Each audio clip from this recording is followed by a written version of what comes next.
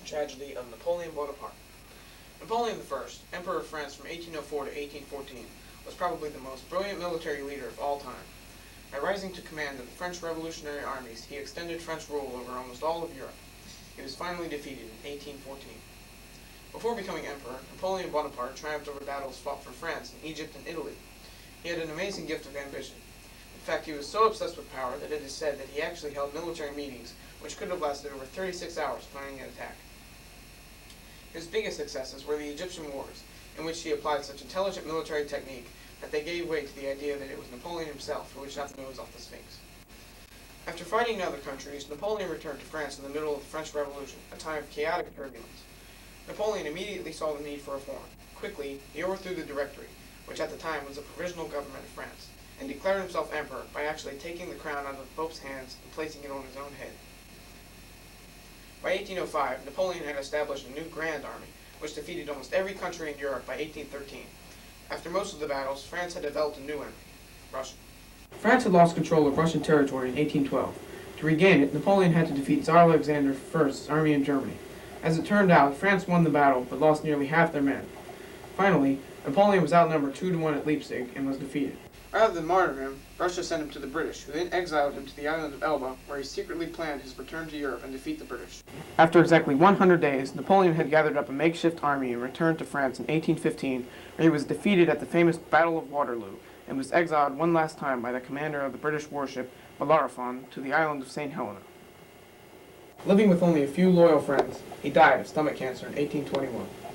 Napoleon's main triumph was the smart decision-making and the use of swift but tactful moves he made against his opponents. These skills led him to obtain the vast amount of control he did for his country. The tragedy of this brilliant and powerful man was his final defeat, after which he left his country and lived and died on a lone island, a tired, depressed, and weary man. Now, to give you an idea of his exile to St. Helena, here's a dramatization of the result of Napoleon's final defeat.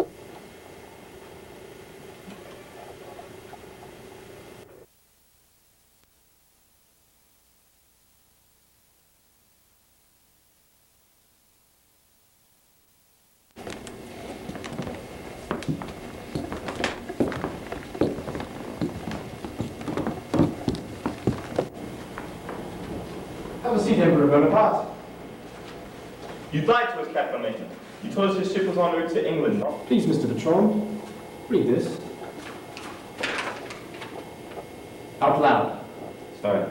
My name is Henry Bertrand. This is, as you well know, Henry Bertrand, your personal secretary, and this is Natchez, your servant. Desgraciado, no sé lo que te pasa. Mataste a mi familia, no puedo esperar a que te empiezas a pudrir para que te ayude a morir.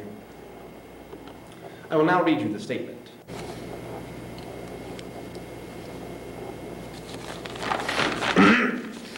Emperor Bonaparte, I will now cease to call you Emperor, sir, and will simply refer to you as Sir.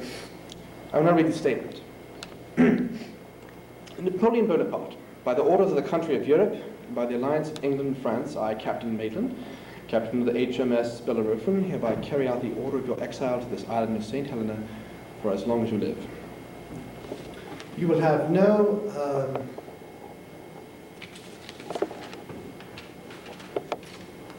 Companions. Oh, yes, you will have no companions save for Mr. Bertrand and your servant Natchez. You will have no visitors. You may not leave the island. If you try to leave the island, you will be executed by Mr. Bertrand. Your quarters are located in this villa. You may be allowed anywhere you please on the island. There are no other rules or regulations associated with your exile. Before you leave me, I must say something. I have done much for France. I have done much for Europe. I have closed the gaping abyss of anarchy, and I have unscrambled chaos. I have cleansed the revolution, ennobled the common people, and restored the authority of kings. I have stirred all men to competition. I have rewarded merit where I found it. I have pushed back the boundaries of greatness. All this, you must admit, is something. Is there any point on which I could be attacked and on which the historian could not take up my defense?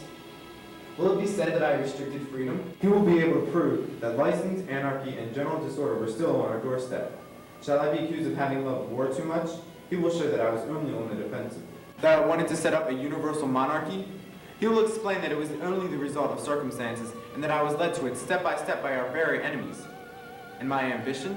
Ah, no doubt we find I had ambition, a great deal of it.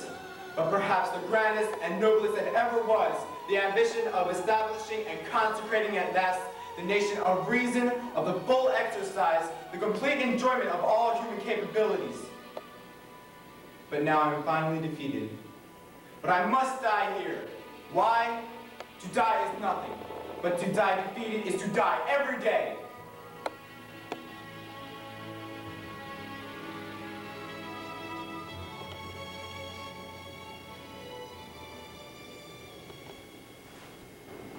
Could you please hand me my coat?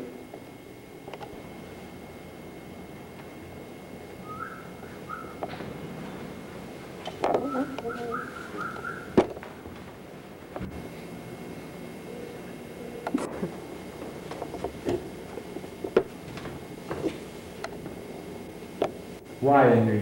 Why? I don't know, sir. I'm starved.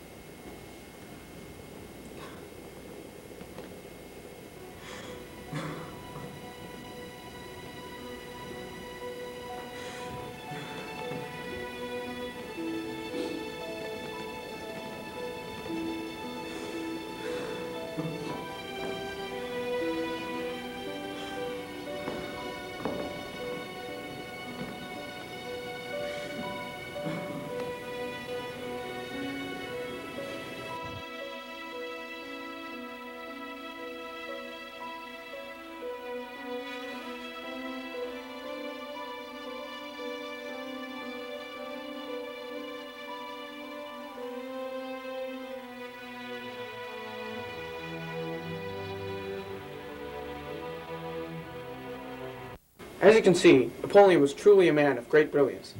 Up until his exile, he was ambitious, defiant, and manipulative. After he was left on St. Helena, he lost all of his energy. In all truthfulness, his life on St. Helena could have been pleasant if not luxurious had he accepted it. By 1816, Napoleon had given up all hope. He was finished with living his life. He was now ready to create his legend. By then, he hadn't needed to become a martyr. People all over the world now know of the Napoleonic legend. They now recognize him as a magnificent leader, a great and powerful man who experienced both happiness and sorrow, victory and defeat, triumph and tragedy.